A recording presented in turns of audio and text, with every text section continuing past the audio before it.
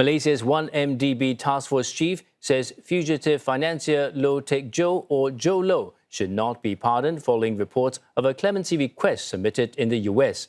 Jho Low is wanted by both the US and Malaysia for allegedly siphoning billions of dollars from Malaysian state fund 1MDB in a globe-spanning scheme between 2009 and 2014.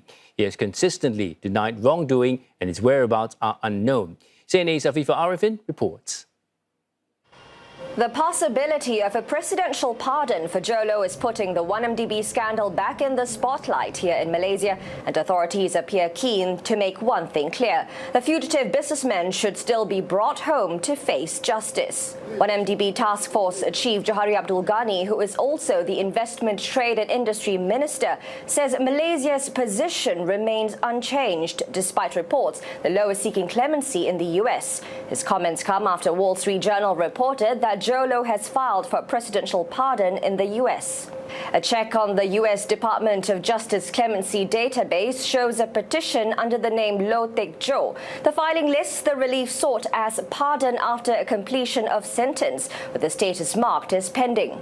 The report also said that Jho Low told US authorities he could help facilitate international agreements and had also been in discussions with both US and Malaysian authorities over the possible return of hundreds of millions of dollars linked to the 1MDB fraud. Malaysia has so far recovered 31.3 billion ringgit, or about $7.3 billion US dollars, representing roughly 74.5% of the estimated $9.8 billion US dollars believed to have been misappropriated from 1MDB funds. The recovered assets include cash settlements with banks and financial institutions, proceeds from seized luxury properties and assets such as the Equanimity super yacht, and most recently a collection of paintings that authorities say were bought using funds tied to 1MDB.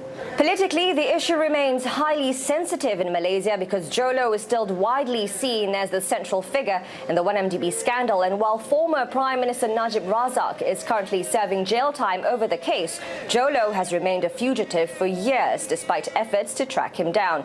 Government spokesperson Fahmi Fazil said on Wednesday that the report of Jho Low's request for pardon will be discussed at the cabinet meeting next week. Afifah Ariffin, CNA, Kuala Lumpur.